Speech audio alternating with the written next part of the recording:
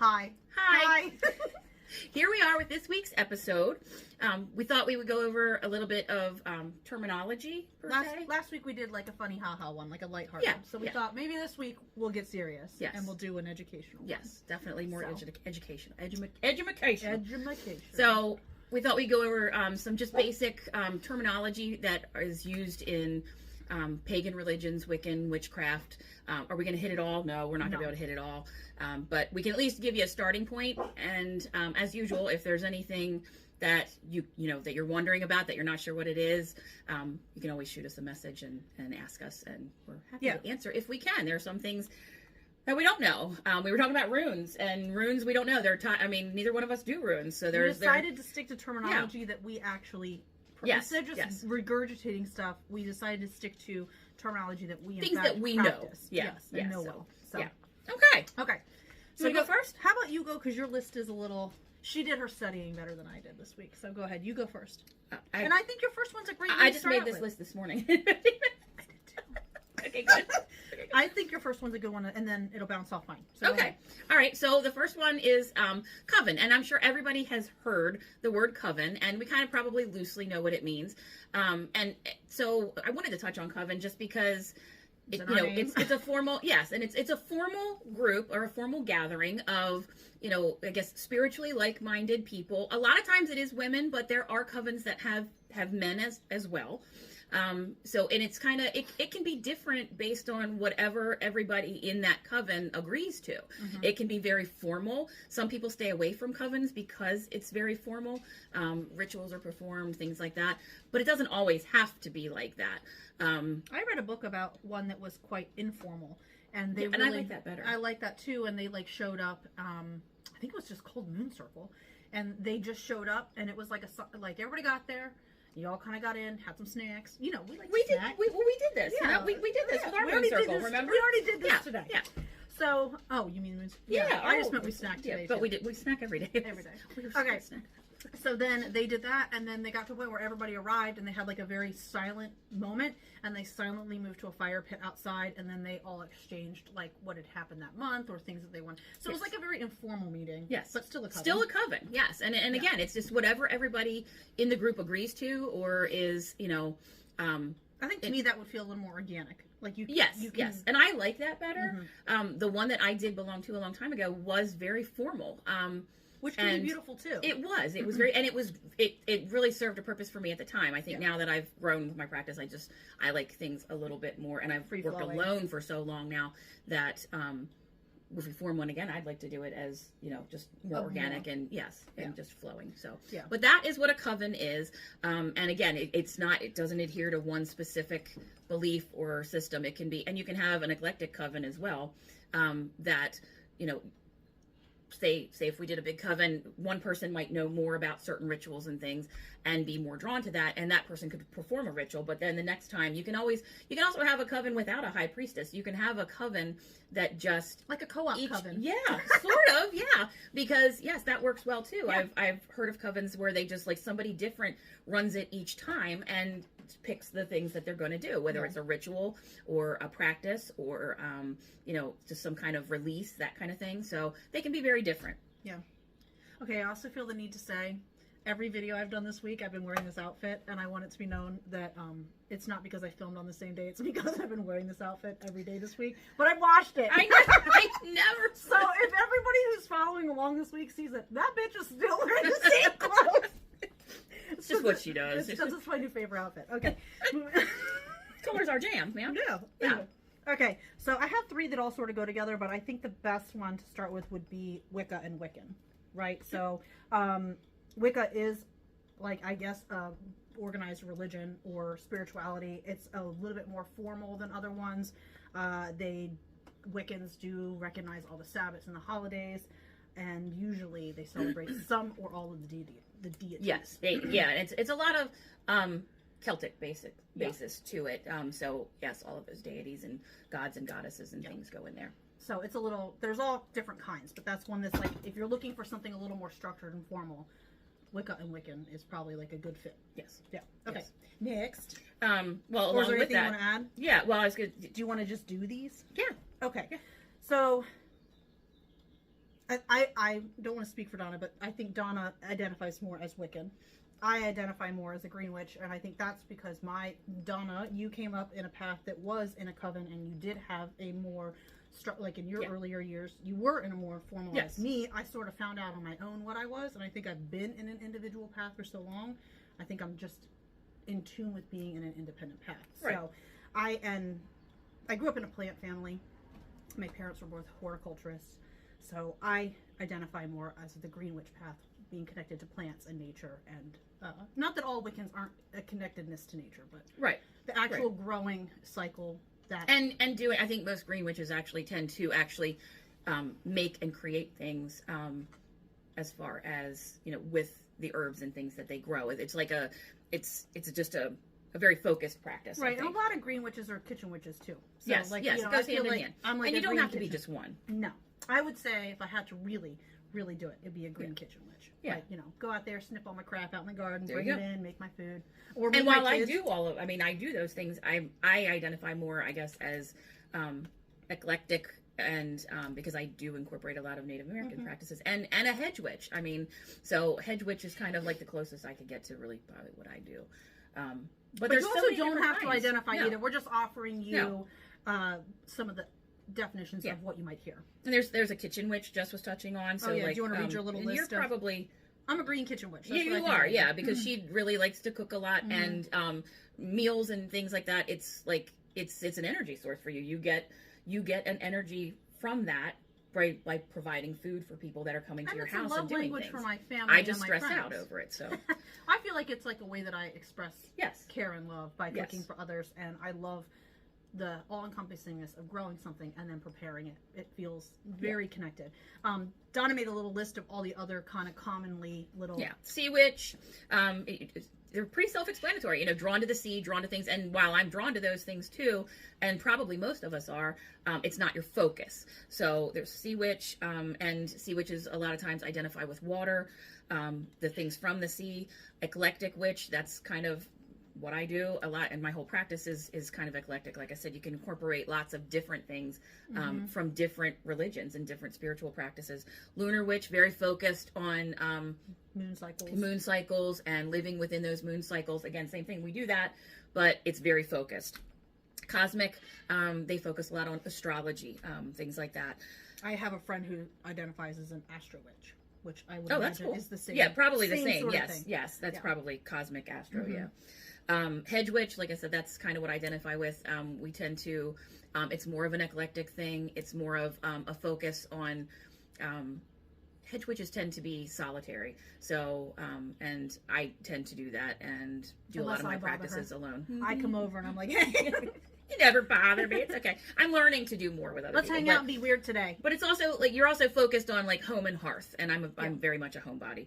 And then there's a death witch, which does not, it's not what it sounds like. You're just focused more with ancestral connections, ancestral energy, drawing from the power of those things. And I tend to have a little bit of that in me myself, I think. And I think a lot of witches do. I think we have a different understanding of the life cycle, and I think most witches borrow. That's almost like you have like certain pieces of it that you fully more identify with, but you're going to borrow from. I do a lot of the lunar stuff, and I don't know. I'm kind of like an old by myself. I don't know. The older I get, the more you end up pulling from a lot of things, but these are some of the different terms that you'll hear people talking about, and just kind of the basic of what they are. And then the last one in this little group, we had a whole plan that we were going to bob back and forth, but then I think we switched. So we shut that all to hell. Yeah, whatever. So then the last one you hear is pagan, and while I feel like there's a certain level of like interchangeability between them, pagan I think is like the umbrella, right? So like everything, all the different Wiccans and witches and earth-based people, you're gonna fall under a pagan. Yeah. But then you've got like Nordic beliefs and Native American, like all of these things. You all have there's very different things that are incorporated. So pagan's like the big up top thing. It's just it's one of the glorious things about this practice. Oh yeah. So I love you don't it. have to really break it down if you don't want to. No. Okay, your turn. Okay, Sabbats. We went over Sabbats a couple weeks ago. So Sabbats are the 8 basic holidays that we have within pagan religions. So that's a Sabbat. Esbats, people get a little confused with those sometimes. That's actually what we call a coven meeting. So if you have a coven and you're doing that, but it excludes the Sabbats. So it's a coven meeting when your coven is meeting, but not on the Sabbats. And so, yeah, and I'm not even sure why it's that, but that is what that is. So you have Esbats and you have Sabbats. And just to like, if you really want to know in detail about the Sabbats, we did do a video 2 weeks ago. Yeah. So it is up on YouTube, and you can see the one that we break down everything. Yeah. So. Yep. Okay. You want to do this one? Okay. Grimoire, which also people call a book shadows, is sort of where you want to choose a book also that has some sort of, it speaks to you too. Like, you know, if your little 3-ring notebook does it, then that's fine too. But, you know, I think both of us enjoy like a leather bound journal or something like that. And you're going to write down all your experiences and knowledge. Yep. Any like for you, like your botanical recipes, and I have several. I mean, I have so many, and some of them are in spiral notebooks, and some of them are notes at my phone right now that need to be transferred over. I have lots of little notebooks everywhere around the house. I have one specifically for my like essential oil recipes and things like that. I like dating them as well. Yes. Or like when I start a new one, writing the date that I started, which I used to do that when I was a kid, and I would do scrapbooks. Was like date the scrapbooks so that like I knew how long it took me. And that's, I never made that comparison, but you're correct. It's basically like a witchy scrapbook sort of, and it keeps track of all your, and it's really neat to look back at your old ones and realize, how much you've grown or how much you've changed, and the things that have stayed the same. So those things that stayed the same are really important. So and that's for me, cool. It's almost like an heirloom. So when I'm gone, it's like a piece that I'll leave for my children. Yes, so, exactly. Yeah, for your little witchling. My little witchling. Both of them. Yes. Okay. Go ahead. So we can go into let's go into altars. So altars, altars. I think we all know what an altar is. But an altar can be formal. It can be a working order or working altar, or it can be like a daily altar. Jess and I both have several altar areas in our homes, and I think we've touched on this before. And we both do them differently. Yes, we do. And my working altar that's exactly what it is. That's where I keep all the things that, like if I'm going to be doing a formal ritual or spell or something like that, that's where I'm going to be doing it. But a lot of times I move things outside, but that's where I keep everything. That's where I house everything, and that's where I do things in the winter. It's personal. It's people can walk by it and see it. Don't touch it. I prefer that people not touch. And most everything in my house can be touched, and the other altars I'm fine with. That one I prefer that people don't touch, and I don't photograph it a whole lot. And also, most Wiccans and pagans and witches, they really would prefer that you would ask before you touch. Yes. Like a lot of times, like if your energy is good, they're gonna want to share with you, but it's always also good practice respectful to ask. Yes. Yeah. Yes. So on the altars, so like I said, you can have like daily altars, you can have different things on there. So on a working altar, there are certain things that most witches, again, you don't have to do this, you don't have to have these things, but there's certain tools that witches work with, and they're usually housed on your altar. So one of those things, and these can be both actually, besoms. So we'll talk about besoms, which are also brooms. So brooms were actually originally, and it still is, it's a fertility symbol actually, but it's also used, and it's fertility symbol because of, you have the shaft going into the head of the broom. So exactly, there you go. Yes, so it's a fertility. So you can use these in any fertility things that you're doing for somebody. Did I tell you Basil made me one this week? Did she? She came in out the yard. Now I about died because she went around the yard and she just collected trash and then made it into a room. And I was like, oh my god, but she did so it. Cute. She came in, she's like, I made you something, and it's obviously, I love that. Obviously front and center in our living room right now. Of course it is. So cute. On an altar somewhere, yes. Oh, yeah. So. Is that your donkey? That is my donkey. I don't know if you guys can hear hear that, but if you do, that's our miniature donkey. That would be Bandit. So, and probably our Mare Star has gotten away from him, and he doesn't like that. So, not sure if you heard that, but yeah, that's what that is. I have a tiny besom that I keep. It's my favorite one, and it actually migrates back and forth between my working altar and where I do my cards and things. And it's actually a little old sterling silver and horsehair. Oh, that's cute. Yeah, it was actually a crumb sweeper, but it's my besom for also clearing energy, bad energy away from things. And that's another thing that we use besoms for is clearing energy. You can use them during spell work. If you're getting rid of negative energy and stuff, you can sprinkle black salt, cascarilla powder, anything like that, and then just kind of sweep it away, and then toss it to the wind. And so something just to add on to that too, like a lot of times, you know, you can buy all these things on Etsy or from metaphysical shops and stuff, but you can also alter, like Donna and I are very much so into like the vintage feel.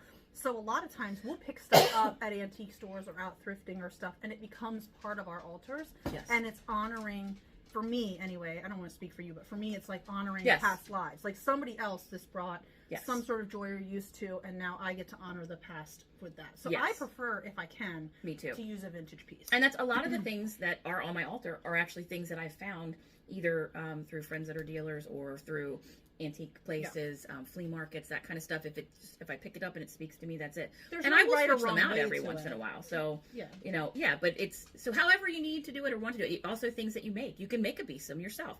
And you can go out in your backyard and find trash. Exactly, like Hazel.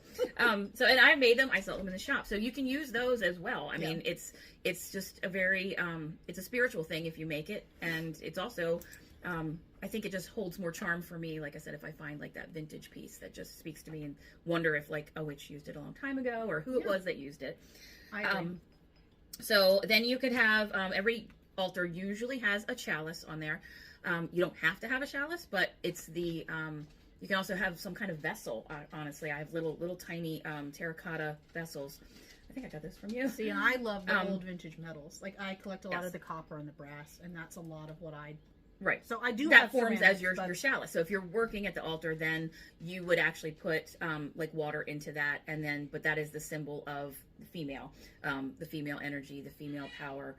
That's your female symbol. So, and you use the water in your ritual, and you're just honoring the divine feminine with that. Atame and Boline. So an atame is actually it's a knife, but it's not actually used as a knife per se. It's you'd use these in rituals. You can use it to cast a circle. We're going to talk about casting a circle too. You can use it when you cast a circle. You can use it to delineate. Actually put it into the ground and actually make into the dirt a circle. So you're not like chopping organic matter. It's more of a symbolic. Right, and you can use it to as you're casting a circle, point out the directions. Because that's important in casting a circle. You can use it in directing energy when you start to do energy work and you're learning to direct that energy. Do you need it? Again, no, it's a tool. Most of the things that we use in witchcraft and these spiritual practices, it's a tool. You don't have to have it. You could use a stick if you want to, if it helps you to direct that. And that's all it is a tool to help you channel and direct that energy to whatever direction you're working with at that time. And for me, one of the pieces that I use, that because I am a green witch, I have ritual scissors. Yes. So like for me, I might not have that, but I have like my own tools that are special. Like if I'm going to be using, if I know I'm going to go and pick rosemary to make a sage bundle or smudge bundle out of, I will use my ritual scissors for that. And they are beautiful. And they are only for that. I have been on the hunt for a pair of scissors to use with my herbs and things for years. Because it feels intentional. I've never found one that I like. And then you don't go, and that doesn't get used for other stuff. Like it is specific to that. So, yes, which makes it all the more special. Yes. And which actually leads us to Boline. So a Boline is usually like a curved. On purpose. You did good. You did wonderful. You're such a witch.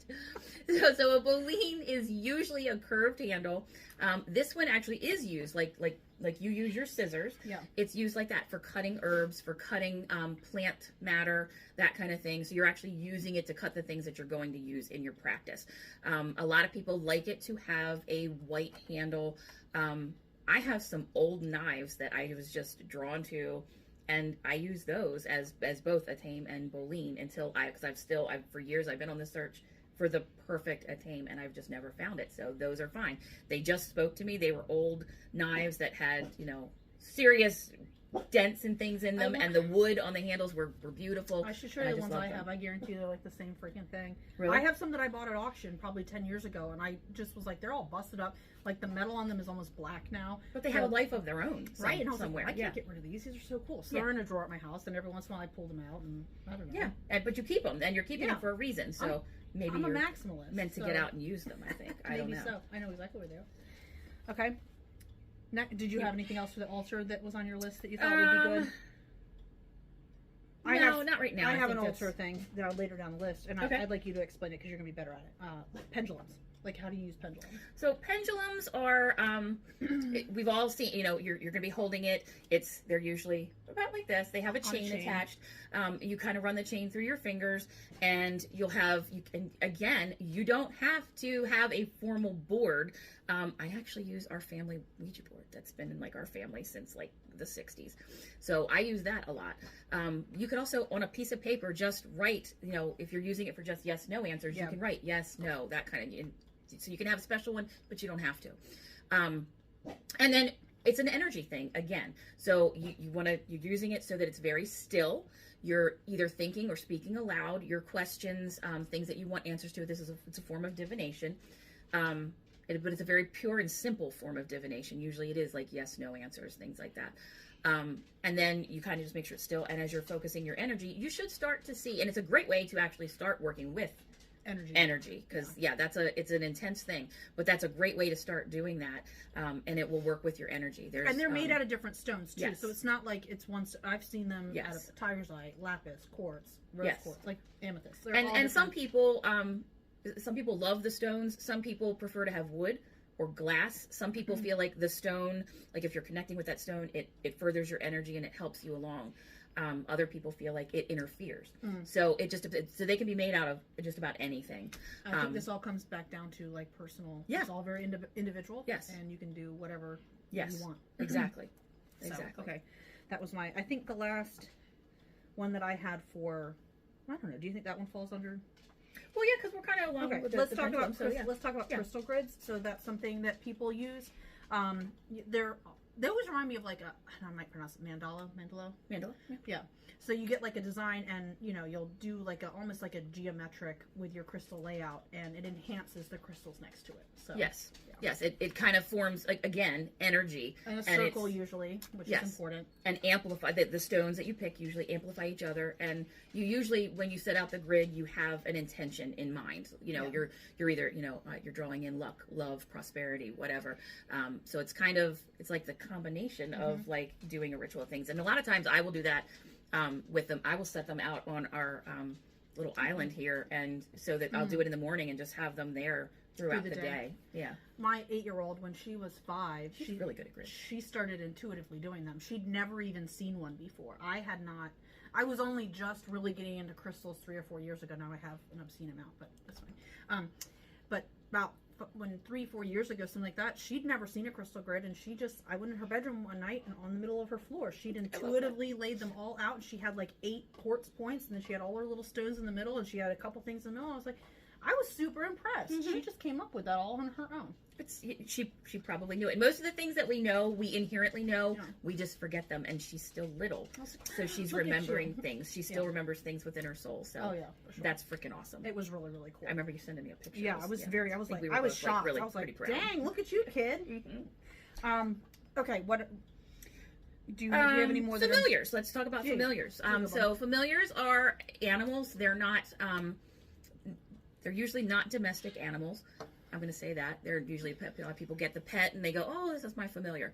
So while you can have connections with animals and things, the difference between a regular pet and it can be a wild animal as well. It can be a wild animal that my crows outside are familiars to me. They're we have this little ritual, but that hurt. We have this little ritual thing that we do in the morning. Sorry. But usually the animal finds you. The familiar finds you. Now we can have animals that are pets that do find us. So typically it's not going to be your pet, but there are things where that animal crosses your path for whatever fucking reason, and and you'll feel it. It's that click thing again. When that animal crosses your path and comes into your life, you will know. And it could be like, so Nala, and we'll talk about this in another thing later, but Nala has been in my life several times before, our dog. She's not my familiar, but we do feel a lot of the same things from each other, but she's not my familiar in any way. But I think that a cat that we had was, so I kind of feel like your cat could be. Yeah, my cat sort of found my but with Chris.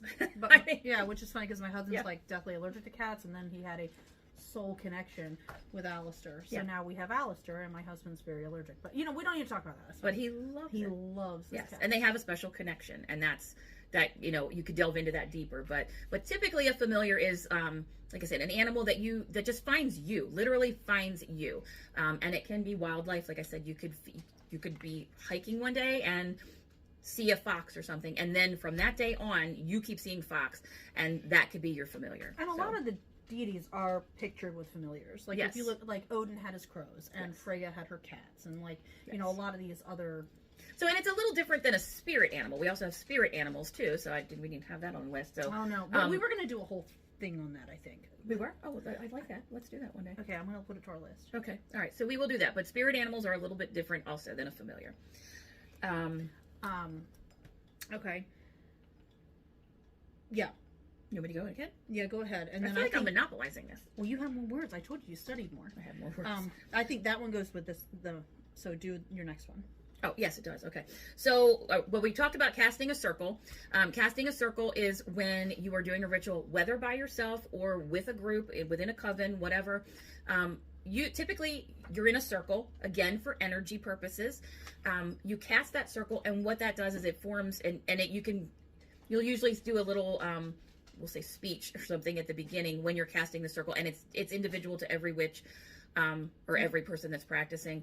And it's a circle of protection. It's a circle that's going to protect your magic. It's a circle that's going to protect the energy from any negativity. It's a circle that at the beginning you're also asking for the elements to come in. It's an intention setting. Yes, intention setting, that kind of thing. And it's helping to further along those things, which, like, if you guys are trying to manifest something, you cast your circle and you have everybody there. Yeah, manifesting was on my list. Yeah, so go ahead with that. Manifesting is more, so one of the basic rules of witchcraft is, I think that would come back to the basis of the threefold rule, which is like, whatever you put out, you're theoretically going to get that back 3 times. So if you put out negative energy or negative feelings or, unkindness, So only put out good shit. Yeah, only put out good shit, because like it would also be known as like karma, right? So Yes, exactly.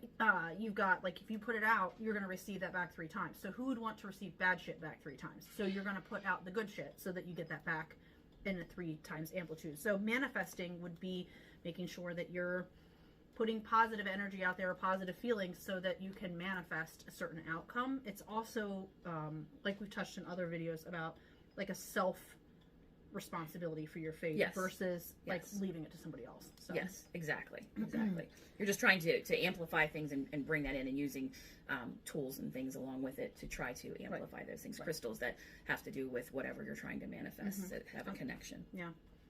Okay. Pentacles and pentagrams. Those are words you're going to hear a whole lot, and people look at pentacles and pentagrams and they go, "Oh my God, so worked up it's about it. It's the Satan, devil it's Satan." worship. It's not. It's not. It's not. Okay, I have a family member that I cannot convince that it is not about the devil. So you have your pentacle and you have your pentagram. So a pentagram is the star. Okay, it's a star we're all familiar with. A pentacle is the star with a circle around it. The pentagram is basically, the star is, it's the symbols of the elements and the help me. I was known as the elements. Okay, elements, we'll call them elements.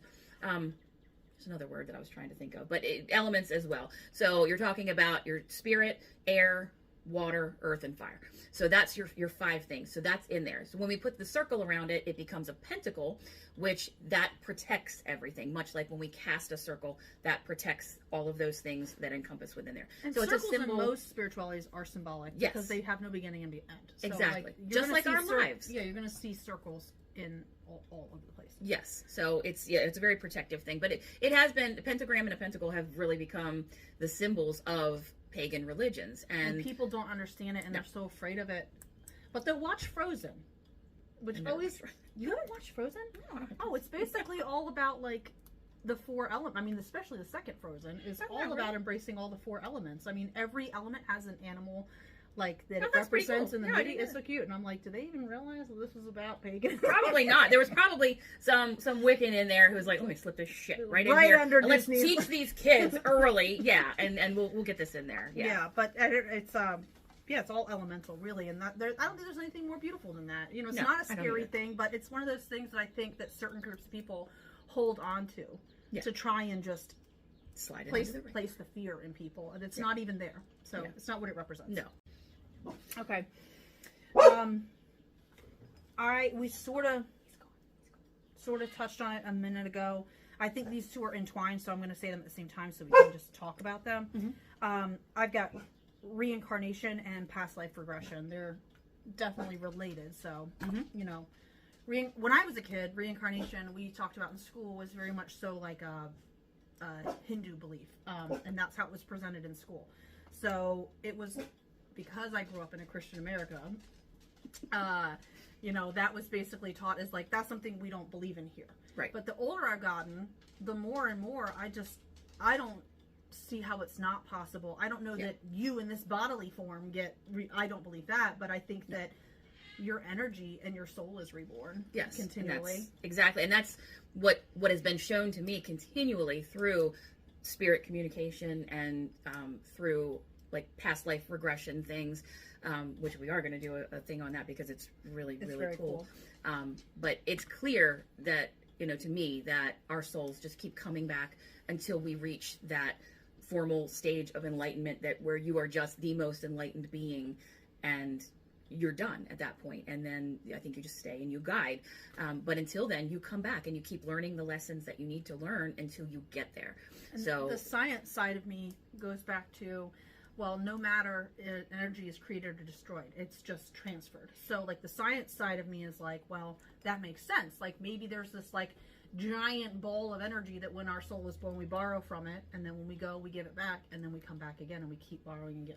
I don't know. Nobody knows, right? No. You just know what feels right to you, feels right in your gut. Like I said, I know what has been shown to me. And I believe that to be true. And if you don't believe that, that's also fine. And you may not be ready to believe that at this point. Younger souls don't tend to be ready to believe those things. And I always think about certain, like, okay, being a woman in the 1600s would have sucked. You would have been a possession. You would have been abused and assaulted constantly. It would have been you would have just been forced to have 1,000 babies, and like your life would have been hard. It would have been You didn't talk back. You didn't. We would have never survived. I would have been. You burned couldn't be 100 years sassy. ago. You could not be sassy at all. Nothing like that. You didn't do those But things. I look at that and I'm like, that can't be that soul's only chance at this. Right. So like you have to take that, and sure you learned lessons, but like that doesn't get to be your one shot at this. No. That's freaking miserable. But I've had people say to me that, you know, it's, you know, I don't want to come back. This life has been hard. Okay, but this life has been hard. Yeah, what did you learn? What did you get out of it? And does that make sense to you, that you would get one life that you're not even happy about? Also, life's not supposed to be easy. Yeah. Like, how boring would it be if you always knew what was going to happen? You're not going to learn things. You wouldn't appreciate the good stuff in conjunction if you didn't have the stuff that challenged you. And so that's never made sense to me, this lifetime thing. Yeah, so we're into reincarnation, and a past life regression is entwined in that, because you can do like going into a meditative state, or I guess a state of hypnosis, and try to recall your past lives. And I know several people have done that, and I can't wait. Like, I really want to do an official one. It's incredible. It is absolutely incredible. And when it's just, we'll save that. Well, I'll save that get more onto that. Yeah, we'll save that. But it is an incredible experience. But it's being able to recall pieces of previous lives. Very incredibly detailed pieces. Yes. So okay. I only have one more, so how about you keep going? Actually, I have two more. Sigils. Sigils are pretty cool. I have never worked with sigils, but, and again, this just goes to show you, I mean, like, I've been doing this forever, but just recently I've gotten interested in sigils. So sigils are actually, again, part of manifestation, but they're symbols that you take. And so you'll take like words. Probably like runes, but maybe. I'm not, I do know somebody that does runes, so I'll have to get a little bit more into those. But sigils are, because you create it yourself. And I think anything that you create yourself is powerful. So, and you'll just create something on paper. You take the words of the things that you're trying to manifest, or a word of the most important thing that you're trying to manifest. You can also do a sigil with your name. But then you kind of condense everything. You see how they come together and overlap, and condense it so that all of those letters are together in one symbol.